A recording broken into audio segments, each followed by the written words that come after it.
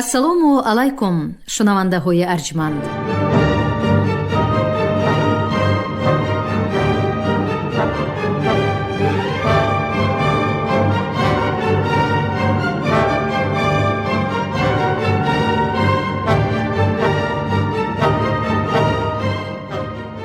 ба таваҷҷӯҳи шумо гуфтор аз силсилаи хониши адабӣ.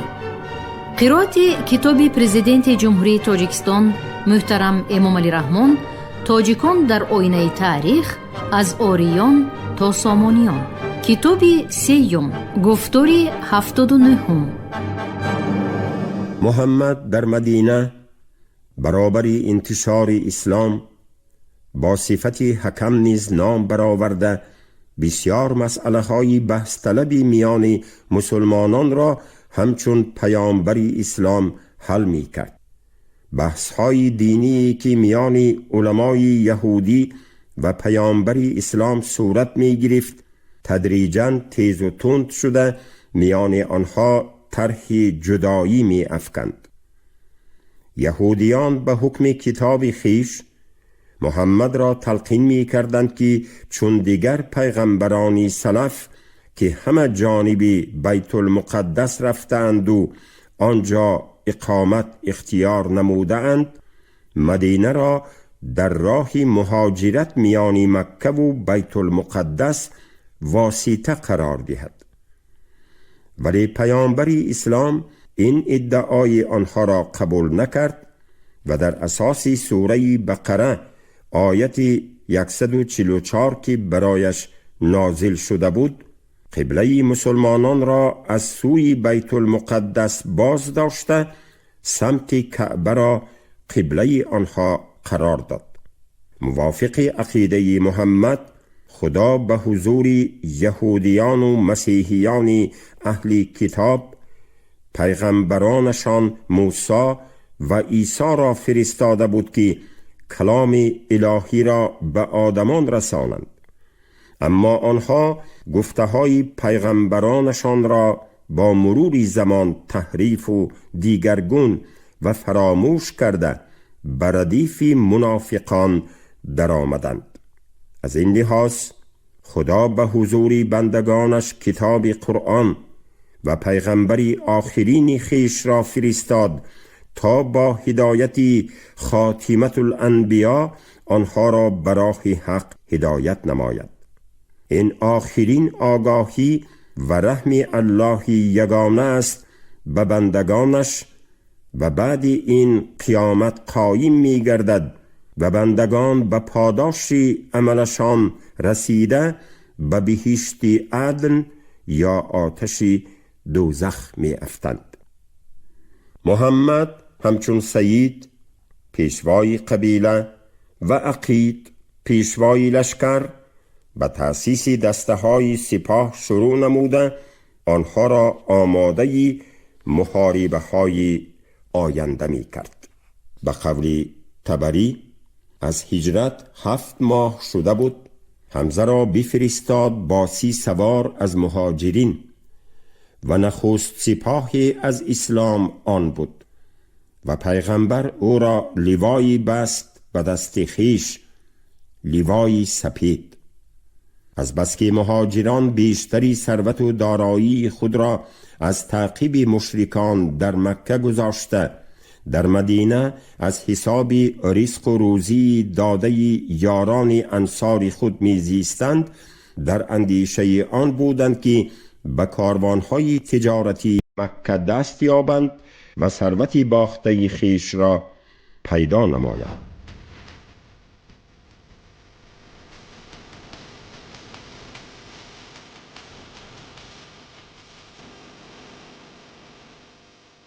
جنگ بدر.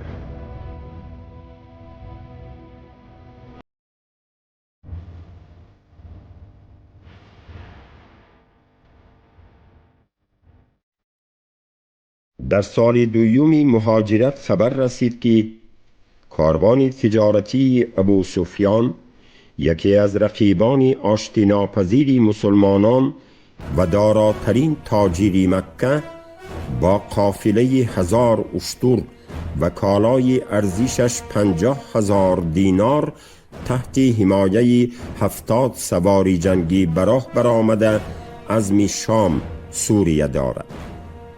محمد صرف نظر از بعضی اختلاف‌های داخلی قبیلوی تقریباً 300 مردی جنگی را با 70 اشتر و 2 اسب که در طول راه با نوبت سوار می شدند روز 8 ماه رمضان سال دوم مهاجرت سال 624 به مقابل ابو سفیان فرستاد.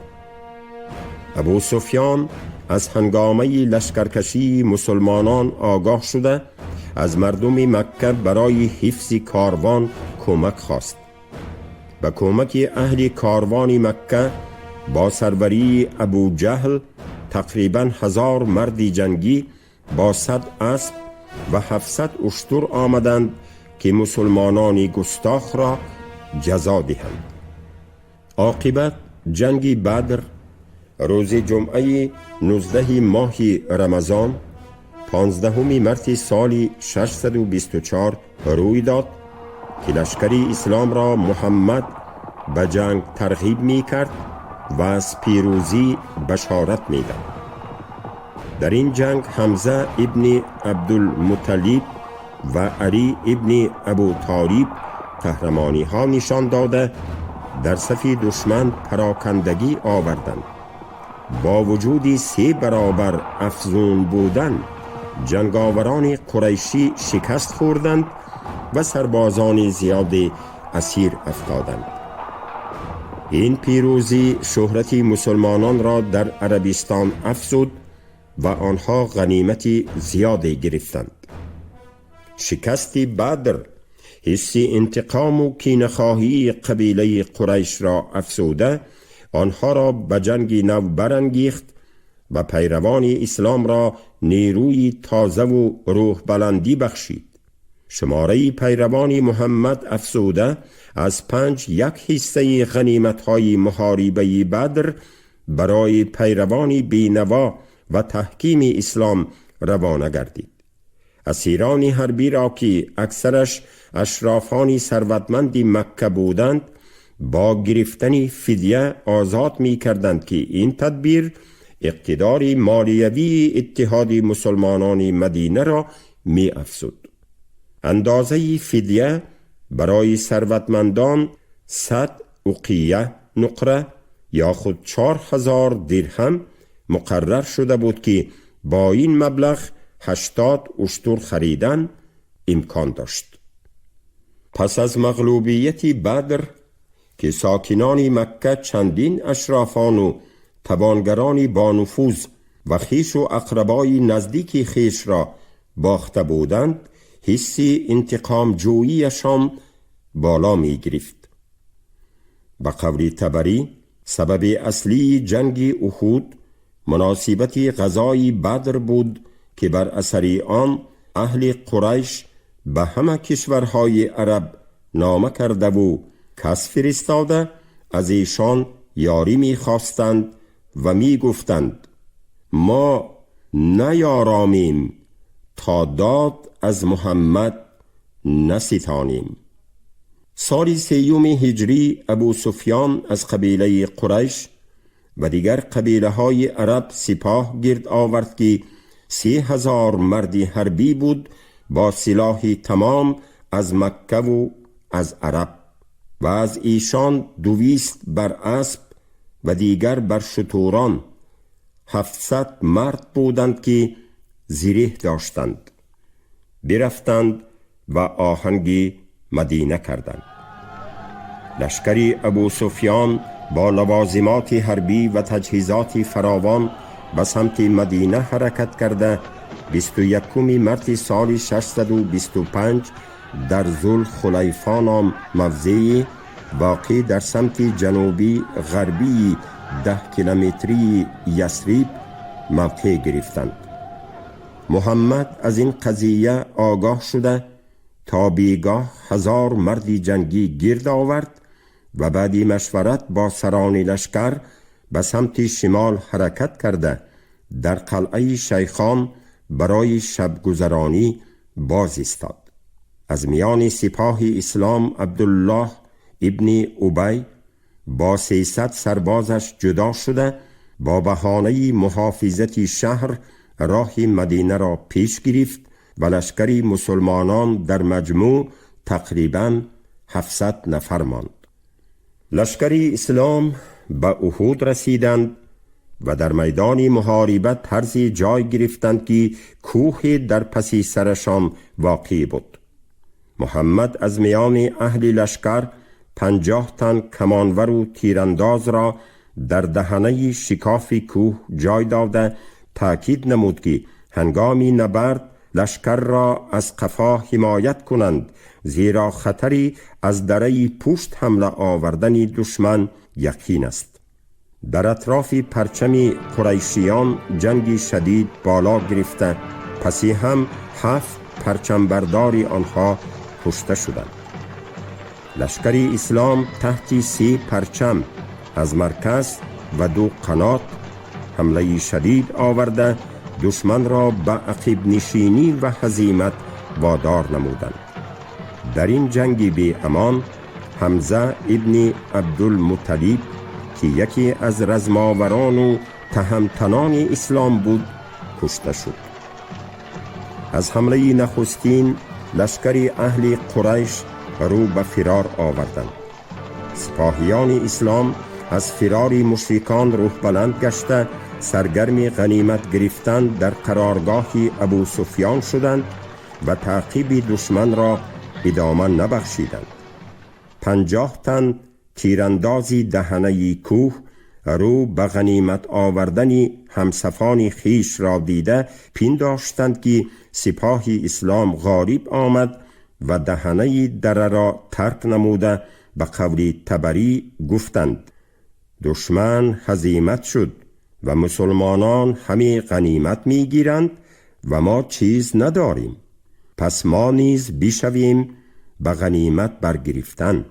پس 30 تن از پس غنیمت بشدند و 20 تن آنجا بیستادند. در این هنگام خالد ابن ولید با دسته سوارهای احتیاطی و 200 تن سپاهی به سمت دره کوهی حمله آورده آن 20 تیراندازی دهنه کوه را نابود کرد و به سری لشکری اسلام از عقیبگاه فرو ریخت. ابو سفیان از این حمله آگاه شده لشکری قریش را بازگرداند و مشرکان از پیش و پس شمشیر اندر نهادند به کشتن مسلمانان و لشکری مسلمانان هزیمت می شدند و کافران غلبه می گرفتند. در این نبرد ابوبکر و عمر جراحت برداشتند. محاربه در اطراف محمد اوج گرفت و عتبه ابن ابی وقاص سنگ بر سر پیغمبر صلوات الله علیه انداخت و بر لبش آمد و دندان پیشینش بشکست و خون به محاسن فرو دوید و سنگ دیگر بزد و بر میان 2 ابروش آمد و بشکست و خون بر روی او فرو دوید و روی و چشمش پری خون شد. بر اثر این جنگ شدید لشکر اسلام به 3 گروه تقسیم شده، گروهی به سوی مدینه فرار نمودند، گروهی در میدان نبرد تا مجروح شدن و شهادت یافتن جنگیدند و گروهی به کوه رو آورده در آنجا پناه بردند. پیامبر در حمایت علی ابن ابو طالب و دیگر یارانش به کوه بالا رفت و خود را به دهنه شکاف رسانید. لشکری قریش از غلبه خود بسا خوشحال گشته غنیمتها را ربودند و پس از کشتن و قتل عام مسلمانان به سمت مکه رهسپار شدند. روز دیگر محمد در مدینه مسلمانان را گرد آورده دسته تازه سپاهیان را امر نمود که به تعقیب ابو سفیان و مشرکان مکه روانه شوند. ابو سفیان از تعقیب آگاه شده پنداشت که مسلمانان با نیروی تازه قصدی انتقام ستاندن دارند و جرأتی بازگشته جنگیدن نکرد. لشکری اسلام در موضعی حمراء الاسد 8 میل دورتر از مدینه موقع گرفته شبانه با امر پیامبر 500 گلخن فروزان کردند. چون جانبداران ابو سفیان از جنگ نوبتی روی تافته سوی مکه رهسپار گشتند، لشکری مسلمانان نیز بعد 5 روز 14 شوال 28 مارس سال 625 به مدینه بازگشتند. تجربه تلخی جنگ احد سبق داد که بدون تأسیس لشکری مجهزی سواره در نبردهای من بعد از بالای دشمنی توانا ظفر یافتن و انتشار دادن آیین اسلام در قلمرو پهناوری عربستان کاری خیلی مشکل است. از این لحاظ در انتهای سال 4 هجرت یعنی سال 626 میلادی دسته لشکری سواره اسلام تأسیس داده شد که در ابتدا از 30 جنگاوری سواره، 10 جنگاوری مهاجر و 20 جنگاوری انصار عبارت بود. لشکری مسلمانان تدریجاً افزوده و نیرو گرفته در چندین غزاهای نوبتی، غزای بنی نظیر، غزای ذات الرقا، غزای دومات الجندل، غزای بنی المستلیق و غیره پیروز گشته در میان قبیله های مختلف عرب دین اسلام را انتشار می دادند. می توان گفت که بر اثر این غزاها نیروی سیاسی و حربی و اقتدار اقتصادی لشکری مسلمانان افزوده آنها صاحب غنیمت‌های افزونی می گشتند. مثلا تنها در غزای نزد چاه المریسه علیه قبیله بنی مستعلیق 2000 اشتر، 5000 گوسفند غنیمت و بیش از 200 زن و کودک را اسیر گرفتند. در میان اسیران بره دختری زیبای پیشوای قبیله هم بود که بعد اسلام آوردن پیامبر او را جویریه نام نهاده به زنی گرفت و به خاطر این چندین اسیران را آزاد کرد.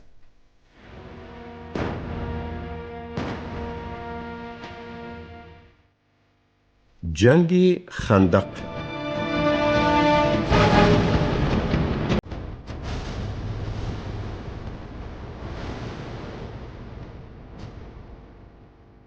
یکی از جنگ‌های شدید اتحاد مشرکان مکه و دیگر ملک‌های عرب بر ضد پیروان اسلام جنگ خندق می باشد که به سال 5 هجرت راست می آید. نیروی متحده دشمنان اسلام با تحریک و دعوت قبیله یهودی بنی نظیر که آنها را برای عهد شکنی از مدینه بیرون رانده بودند، اندر همه شهرها و حیهای عرب همی رفتند و یاری همی خواستند به حرب پیغمبر با لشکری عبارت از 10,000 مرد جنگی به سوی مدینه رهسپار گشت. در این نبرد سپاهیان بنی قریش، بنی نظیر، بنی سلیم، بنی اسد، بنی غطفان و دیگر مشرکان و دشمنان اسلام، خلاص دسته های سپاهیان سواره و پیاده مجهز بعد آمادگی جدی به سمت مدینه حرکت کردند. پیامبر از این قضیه آگاه شده از میان پیروان خود 3000 فدایی گرد آورد و از اصحاب و مقربانش تدبیر و اصول جنگ پرسید و مشورت خواست. از میان صحابه ها سلمان پارسی که ذکرش در بالا رفت به پیامبر مصلحت داد که در سمت کشاده اطراف مدینه به خاطر پیشگیری حمله دشمنان سیرشمار خندق بیکند. به قول طبری سلمان پارسی گفت: اندر شهرهای ما پارسیان چون لشکری بسیار روی بدیشان نهادی و ایشان نتوانستندی پیش باز شدن، گردی شهر اندر خندق کندندی تا سواران را راهی اندر آمدن نبودی. پس پیغمبر علیه السلام را این تعبیری سلمان ثواب آمد و همه یاران همچنین ثواب دیدند. پس گرداگردی مدینه گرد آمدند و خندق کندند، 20 ارش درازا و 20 ارش پهنا و هر 40 ارش به 10 مرد دادند. از روی مشورت و نشانداد سلمان پارسی خندق نیم دایره درازیش 6 کیلومتر کندند که شهر مدینه را از سمت غربی، شمالی و شمال شرقی احاطه کرده بود. با هدایت و سروری پیامبر زحمت گران خندق کنی از صبح تا شام ادامه یافته به آن کلی مردان قابل کار سفربر گردید. عاقبت بعد 6 روز این استحکام مدافعوی انجام یافت و سپاه 10,000 نیروهای مشترک دشمن روز 8 ذوالقعده مطابق 31 مارس سال 627 از جانب عقیقه پیش آمده در برابر خندق غیر عادی حیران و عاجز ماندند. 60 لشکر سواره متحده را که میبایست نخستین شده به مدینه حمله می آورد، این خندق پهن و عمیقی برای جنگ مقرری عربها بیگانه برگردانیده در تاریخ با نام جنگ خندق شهرت یافت. نبرد خندق از تیراندازی دو طرفه آغاز یافته دشمن یارای خندق را عبور کردن نداشت. روز دیگر دسته سپاهیان زره پوش دشمن تحت حمایت تیراندازان چندین دفعه حمله آورده قصد عبور نمودن خندق کردند، اما حمایتگران با سروری محمد این حمله ها را از طریق تیراندازی بی امان باز داشته دسته های جنگاوران دشمن را عقیب می افکندند. هنگام ادای نماز شام خالد ابن ولید ناگهان هجوم نموده به کنار دیگری خندق رسید. برای این حمله را علی ابن ابو طالب با یارانش زده گرداندند. در دوام 10 روز من بعد اتحاد لشکر دشمن با دسته های جداگانه پی در پی شباخون زده و یک بار حمله آورده مقاومت محافظتگران اسلام را شکستن می‌خواست، ولی به نتیجه نظررسی نائل نمی‌گردید. محمد تدبیرهای در میان قبیله های مخالفین تفریق انگیزی، گفتگوزاری پنهانی و سوی خود جلب نمودن نمایندگان قبیله بنی غطفان را پیش گرفت. در نتیجه سیاست استاکارانه و زیرکانه محمد بین قبیله های بنی قریش، بنی نذیر، بنی قریظه، بنی غطفان ناباوری و خصومت برخیسته در میانشان جدایی و پراکندگی راه یافت و اقتدار نیروی مشترک آنها را کاهانید. از قضا روز 13 یا 14 محاصره طوفانی سردی برخیسته خیمه های اهل سپاه مشرکان را برکند و در لشکرگاه آنها اضطراب و پریشانی انگیخت. این حادثه غیر چشم داشت روحیه جنگی و نیرو و غیرت ادامه دادن نبرد را در میان دشمن خیلی سست کرده در صف آنها دودیلگی و عزم انتها بخشیدن جنگ و محاصره را افزود. اهل قریش با سروری ابو سفیان همان شب به هزیمت برفتند و هر چیز گران که داشتند هم آنجا بگذاشتند.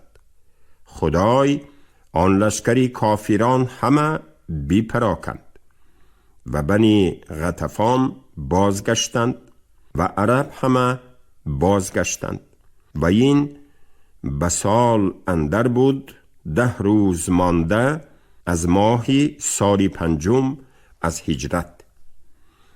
بعد پیروزی در جنگ خندق نفوذ و اعتبار محمد افزود که خدای یکه و یگانه به امدادش رسیده دشمنانی چندین کرد افزونش را شکست می دهد.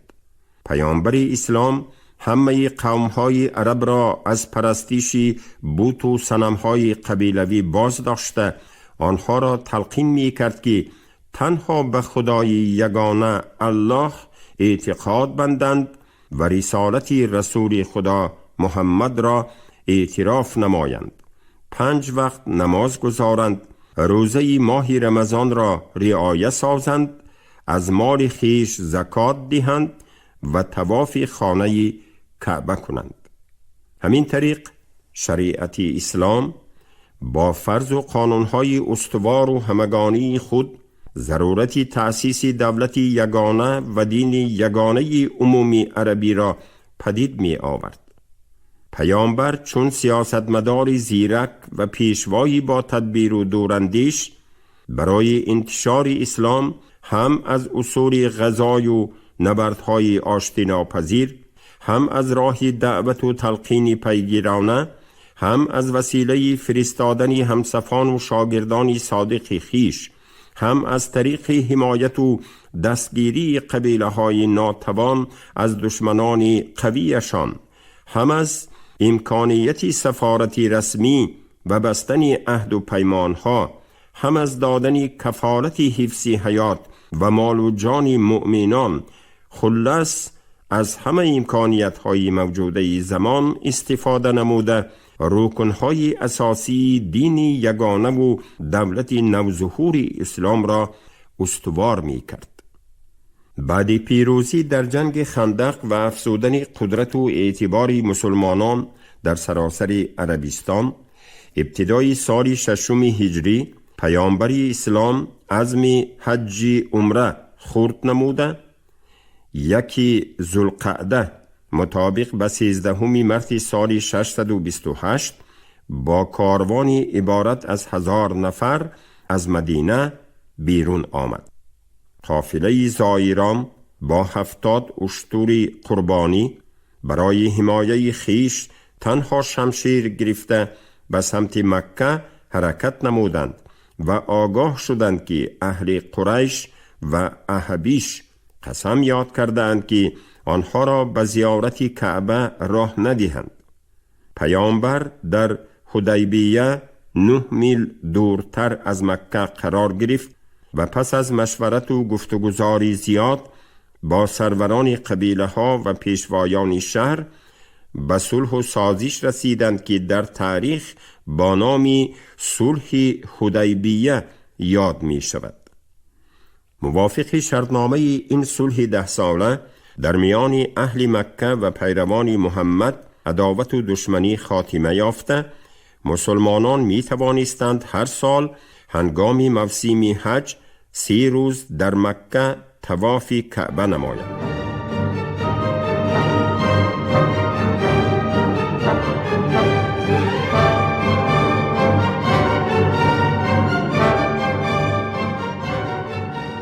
شنونده های گرامی، شما گفتار 79 رو از کتاب پرزیدنت جمهوری تاجیکستان محترم امامعلی رحمون تاجیکان در آینه تاریخ از آریان تا سامانیان شنیدید. راوی علیزاده عبدالرشید خوجمقل، کارگردان شیرعلی نغزلی. پایان گفتار از سلسله خوانش ادبی. شاد باشید.